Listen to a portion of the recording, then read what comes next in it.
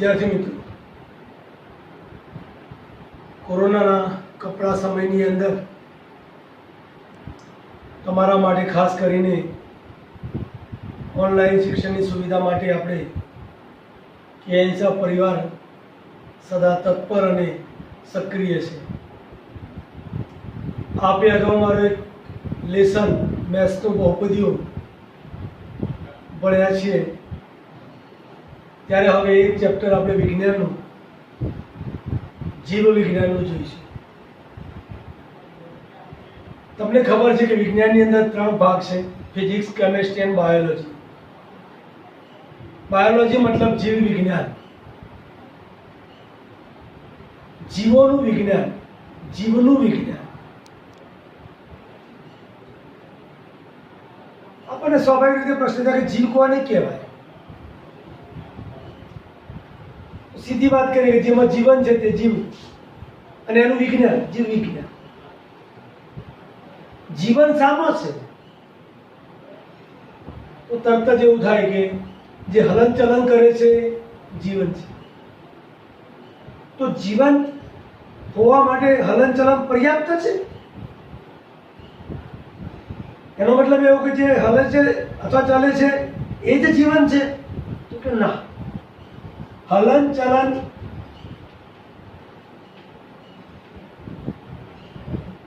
જીવન માટે પર્યાપ્ત નથી. કારણ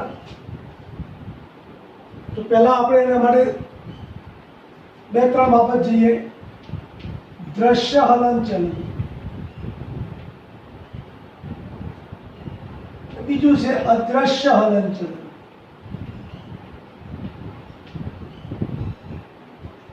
તમે જાણો છો કે દ્રશ્ય હલનચલન કોને કહેવાય?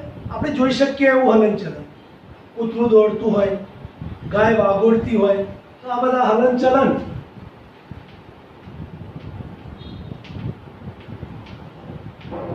દ્રશ્ય હલનચલન તરીકે ઓળખી છે. જ્યારે અદ્રશ્ય હલનચલન, આમાં પાછા 2 પ્રકાર લેવા હોય તો લઈ શકાય. દ્રશ્ય હલનચલનની અંદર અનૈચ્છિક અને ઐચ્છિક 2 પ્રકાર પાડવા હોય તો પડી શકે. અનૈચ્છિક અને ઐચ્છિક.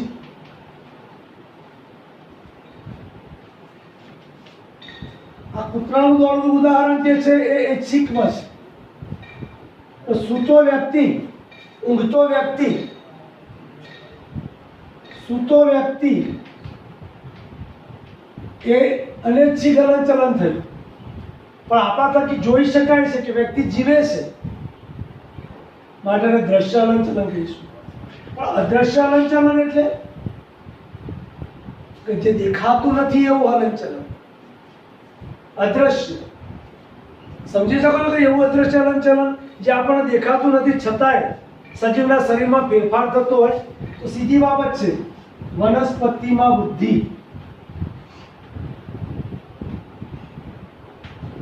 તો વનસ્પતિમાં થતી વૃદ્ધિ એ અદ્રશ્ય હલનચલન છે. હવે દેખાતી નથી ત્યારે આ દેખાય છે. એટલે હલનચલન થવું જ જોઈએ જીવન માટે, અને થતું હોય તો દેખાતું હોય એટલું પૂરતું પર્યાપ્ત નથી. કારણ કે આવું અદ્રશ્ય હલનચલન થાય છે ખરું, તો દેખાતું નથી. એટલે હલનચલન થવું જ જોઈએ. જે દેખાય એવું એ જીવન માટે પર્યાપ્ત નથી, એટલે જીવતું જરૂરી નથી. એટલે તમે જોયું કે જીવન માટે હલનચલન, અને હલનચલન એ પર્યાપ્ત નથી જીવન છે એના માટે કહેવા માટે. હવે જો જીવન હોય, જીવતી વસ્તુ હોય, તો એની અંદર જીવંત પદાર્થમાં, પદાર્થ એટલે અહીંયા સજીવ શબ્દ લઉં છું, જીવંત પદાર્થમાં આણ્વીય ગતિ, જીવંત પદાર્થમાં આણ્વીય ગતિ જરૂરી છે.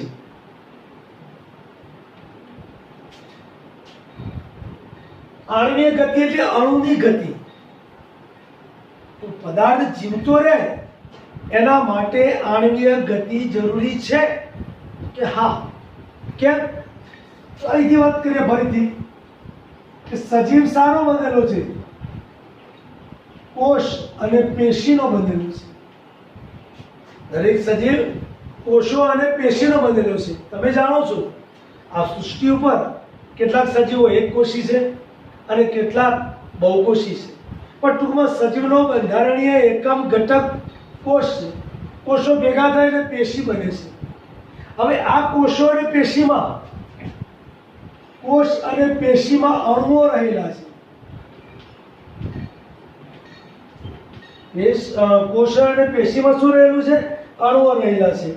અને આ અણુઓ સતત ક્રિયાશીલ હોય છે.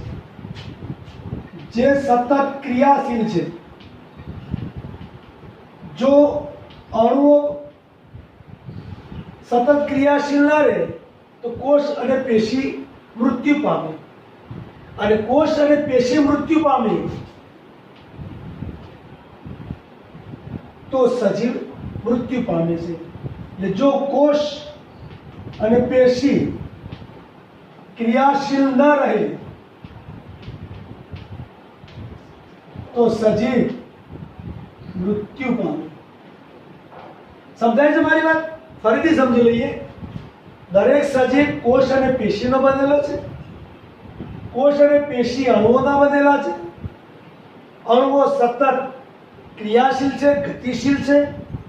જો અણુઓ સતત ક્રિયાશીલ ગતિશીલ ના રહે તો કોષ અને પેશી મૃત્યુ પામે છે અને એના કારણે સજીવ મૃત્યુ પામે છે. અને એટલા માટે કહી શકીએ કે આમ જીવંત સજીવોમાં આણ્વીય ગતિ સતત ચાલવી જોઈએ, અથવા તો જીવંત પદાર્થોમાં આણ્વીય ગતિ જરૂરી છે. વિદ્યાર્થી મિત્રો, સમજ્યા તમે? આણ્વીય ગતિ એ જીવન માટે જરૂરી છે, અથવા તો જીવન માટે આણ્વીય ગતિ જરૂરી છે. સતત આણ્વીય ગતિના કારણે કોષો અને પેશીઓ જીવંત રહે છે. કોષો અને પેશીઓ જીવંત રહેતા સજીવ જીવંત રહે છે. સજીવની અંદર સતત આ આણ્વીય ગતિના કારણે કઈ કેટલીય પ્રક્રિયાઓ ચાલતી હોય છે. હું ટૂંકમાં એમ કહું કે જીવન માટે જરૂરી એવી ક્રિયાઓને જૈવિક ક્રિયાઓ કહે છે. જીવન રહેવા માટે જરૂરી એવી ક્રિયાઓને જૈવિક ક્રિયાઓ કહેવાય છે.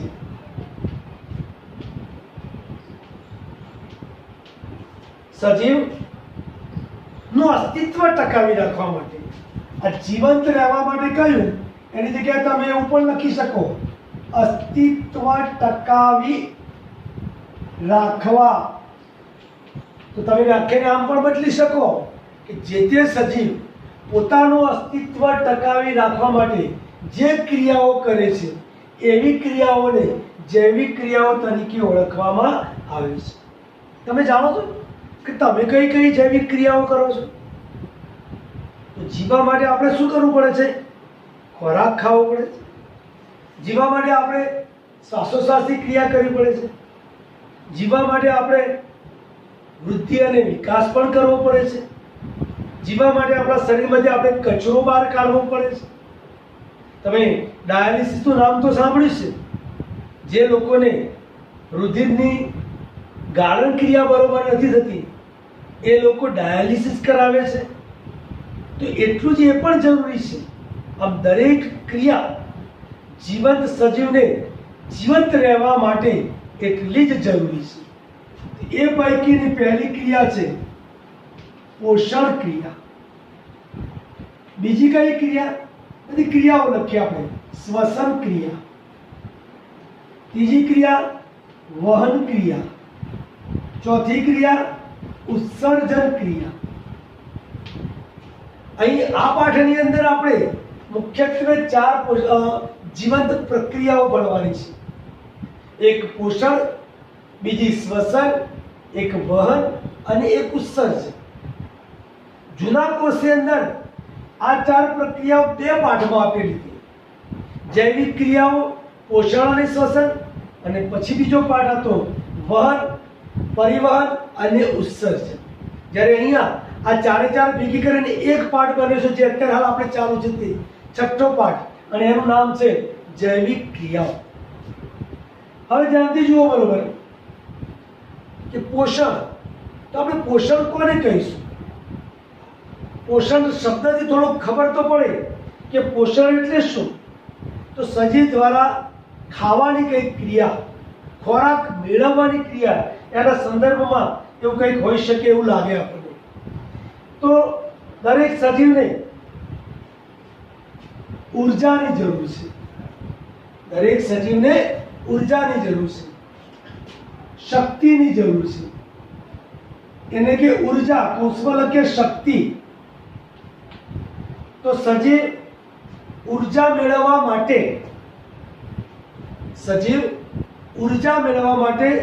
શક્તિ મેળવવા માટે બહારથી, એટલે પોતાના શરીરની સિવાયની બહારથી કોઈ પદાર્થો દ્વારા એવી કોઈ પ્રક્રિયા કરે, એવી કોઈ ઘટના બનાવે કે જેના કારણે એને ઉર્જા પ્રાપ્ત થાય.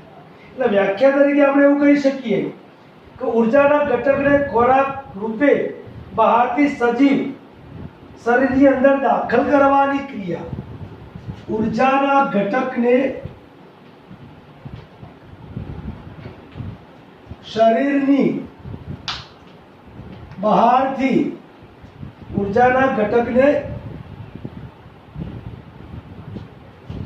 બહારથી શરીરમાં દાખલ કરવાની ક્રિયા. ઉર્જાના ઘટકને અહીંયા એક શબ્દ મૂકવો હોય તો મુકાય, ખોરાકની. હવે ખોરાક એટલે પાછો કેવો ખોરાક? તો મારી ભાષામાં કહીએ તો આરોગ્યપ્રદ ખોરાક. આરોગ્યપ્રદ એટલે આપણા શરીરના આરોગ્યને ફાયદાકારક એવો ખોરાક. આરોગ્યપ્રદ, નુકસાન સહેજ પણ ન કરે એવો ખોરાક એટલે કે આરોગ્યપ્રદ. જેમાંથી આપણને ઉર્જા, શક્તિ મળવાની છે તે એવા ઉર્જાના ઘટકને શરીરની બહારથી શરીરમાં દાખલ કરવાની ક્રિયા, એને કે પોષણ તરીકે ઓળખવામાં આવે છે. સજીવો ઉર્જાના ઘટક તરીકે, એટલે ખોરાકના ઘટક તરીકે ખાસ કરીને કાર્બનિક સ્ત્રોતોનો ઉપયોગ કરે છે. જે ઉર્જાનો મુખ્ય સ્ત્રોત ગણાય છે, કાર્બનિક સ્ત્રોત અથવા તો ઘટકો. કાર્બનિક ઘટકો એ ઉર્જાના સ્ત્રોત તરીકે હોય છે, એટલે કાર્બનિક સ્ત્રોત આધારિત જોવા મળે છે. અને ત્યાર પછી દરેક સજીવ જુદી જુદી પદ્ધતિઓ દ્વારા પોષણ ક્રિયા કરે છે.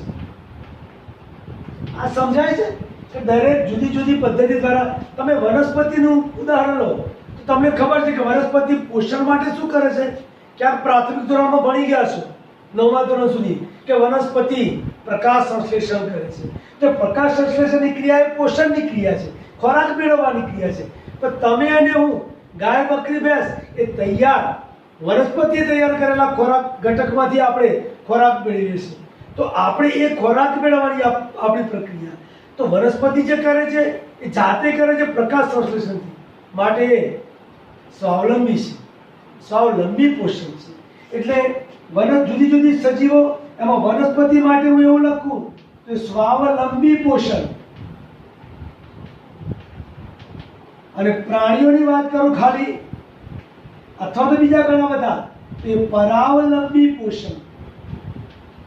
હવે સ્વાવલંબી પોષણમાં જાજા કોઈ પ્રકાર નથી, પણ પરાવલંબી પોષણમાં અનેક પ્રકાર છે.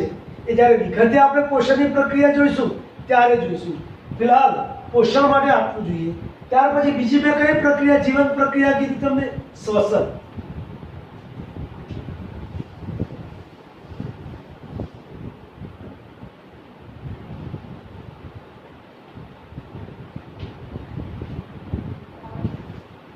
શ્વસન.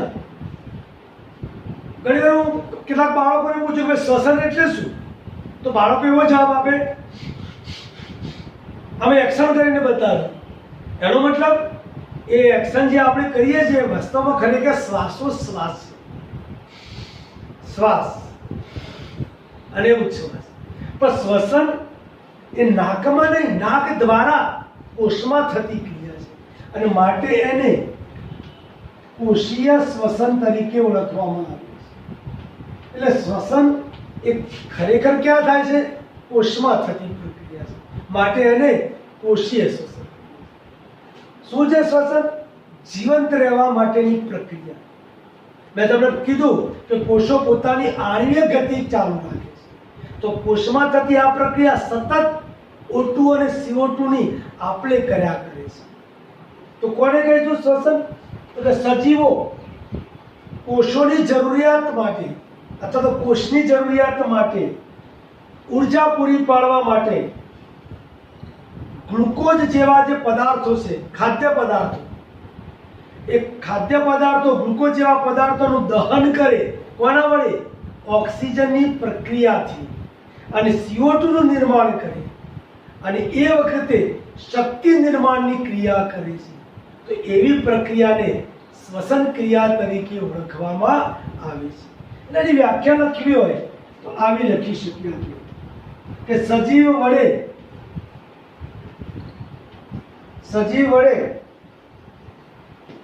કોષોમાં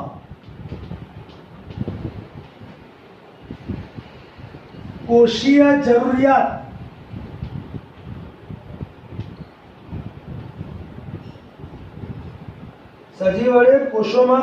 જરૂરિયાત માટે ઉર્જા પૂરી પાડવા ખોરાકમાંથી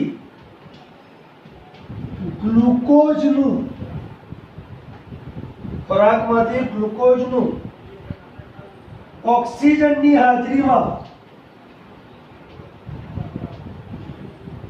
હાજરી કે ગેરહાજરીમાં, આ શબ્દ બરોબર જોજો, કેટલાક સજીવો હાજરીમાં અને કેટલાક સજીવો ઓક્સિજનની ગેરહાજરીમાં વિઘટનની ક્રિયા કરી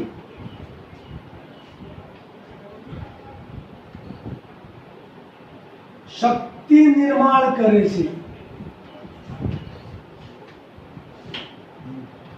CO2 પેદા કરે છે. તેને શ્વસન તરીકે ઓળખવામાં આવે છે. ફરીથી જોઈએ. સજીવ વડે કોષોમાં કોષીય જરૂરિયાત માટે ઉર્જા પૂરી પાડવા ખોરાકમાંથી ગ્લુકોઝનું ઓક્સિજનની હાજરીમાં કે ગેરહાજરીમાં, કેટલાક સજીવો એવા છે જે ઓક્સિજનની હાજરીમાં વિઘટન ક્રિયા કરે છે. જો એવા સજીવો O2 ની હાજરીમાં આ ક્રિયા કરે તો એને જારક શ્વસન કહેવાય છે. આપણે બધા જે કરીએ છીએ જારક શ્વસન છે, વનસ્પતિ જે કરે છે જારક શ્વસન છે. પણ કેટલાક નિમ્ન કક્ષાના બેક્ટેરિયા, કેટલીક ફૂગ એ O2 ની ગેરહાજરીમાં આ પ્રક્રિયા એટલે કઈ શક્તિ નિર્માણની ક્રિયા કરે છે, તો એને અજારક શ્વસન તરીકે ઓળખવામાં આવે છે. એટલે શ્વસનના બે પ્રકાર થાય, જારક શ્વસન અને અજારક શ્વસન. સમજાય છે? અને ઓક્સિજનની હાજરીમાં અને ગેરહાજરીના આધારે એને મૂલવણી કરી શકાય. એટલે આ બીજી જૈવિક પ્રક્રિયા ડિટેલમાં છે. મનુષ્યનું શ્વસન તંત્ર પણ પાછળ છે, એટલે વિગતે જોઈશું પછી. અત્યારે હા ત્રીજી જૈવિક પ્રક્રિયા લઈએ, અને એ છે વહન. એકલું વહન નહીં, વહન અને પરિવહન. જો વનસ્પતિમાં હોય તો એને આપણે વહન કહીએ છીએ. વનસ્પતિમાં શાનું વહન થતું હશે? પાણી, દ્રાવ્ય ક્ષારો અને વનસ્પતિના પાંદડાએ તૈયાર કરેલા ખોરાકનું. સમજાયું? ઓકે. અને જ્યારે પ્રાણીઓમાં તો આપણા ખોરાકને લઈ જવા વાળું તો પાચન તંત્ર છે, એ વહન નહીં, એ તો પોષણમાં જશે પાચન તંત્ર. પણ આપણા શરીરમાં આ નળીઓની અંદર વહેતું રુધિર અને એનું વહન, એના માટે શબ્દ વપરાય છે પરિવહન. પણ વહન જ છે તો રુધિરનું વહન પરિવહન, અને નકામા કચરાનું વહન ઉત્સર્જન તંત્ર. એટલે એ ઉત્સર્જન એવી એક જૈવિક ક્રિયા. તો વહન એ વહન જુદા જુદા સજીવોમાં જુદી જુદી રીતે થાય. એક કોષી સજીવ, એક કોષી સજીવ એટલે એમાં આપણે ખાસ કરીને કોને યાદ કરીએ છીએ તરત જ? અમીબાને. અને એની અંદર વહન તો અમીબા એક કોષીય સજીવ છે, એની બાહ્ય કલા એટલે એમ કહેવાય કે કોષીય કલા, કોષીય કલા એ સીધા જ વાતાવરણના સંપર્કમાં, કોષીય કલા વાતાવરણના સીધા સંપર્કમાં, અને જેથી એ હવામાંથી O2 મેળવવો અને CO2 દૂર કરવો એ સીધી જ પ્રક્રિયા કોષીય કલા દ્વારા કરે છે. એટલે એમાં પર્યાવરણના સીધા સંપર્કમાં કોષીય કલા વાતાવરણના સીધા સંપર્કમાં, પર્યાવરણ શબ્દ પર મૂકી શકાય, પર્યાવરણના સીધા સંપર્કમાં હોવાથી એ સીધી જ પ્રક્રિયા કરે છે. એમાં જાજુ વહન પરિવહનની અહીંયા જરૂરિયાત ઊભી થતી નથી. જ્યારે બહુકોષીય સજીવ, બહુકોષીય સજીવોમાં પેશીઓ હોય, અંગો હોય, અંગતંત્રો હોય, આ બધું હોય એટલે આપણે એવી શરીર સંરચનાને જટિલ શરીર સંરચના તરીકે ઓળખીએ. જટિલ સંરચના શબ્દ મૂકો તેમ પણ મુકાય, જટિલ શરીર સંરચના પણ કહેવાય. તો જટિલ શરીર સંરચનાના કારણે એની વહનની પ્રક્રિયા પણ, વહન ક્રિયા પણ જટિલ બને છે. એટલે વહન ક્રિયા જટિલ બને એટલે જટિલ તંત્રની જરૂરિયાત ઊભી થાય. તો જે બહુકોષી સજીવો છે એના શરીરની અંદર ખાસ પ્રકારના વહન તંત્રોની રચના હોય છે. ચલો વનસ્પતિની વાત કરીએ તો વનસ્પતિની અંદર પાણી માટે જલવાહક પેશી આ વહનના કાર્ય સાથે જોડાયેલી છે. જ્યારે અન્નવાહક પેશી એ ખોરાકના વહન સાથે જોડાયેલી છે. અને પ્રાણીઓની અંદર હોય તો રુધિર નું વહન અને નત્રલ પદાર્થો, અંતઃસ્ત્રાવો, નત્રલ પદાર્થો, આ બધા પદાર્થોનું પણ વહન કરવા માટે પ્રાણીઓની અંદર રુધિરાભિસરણ નામનું તંત્ર જોવા મળે છે.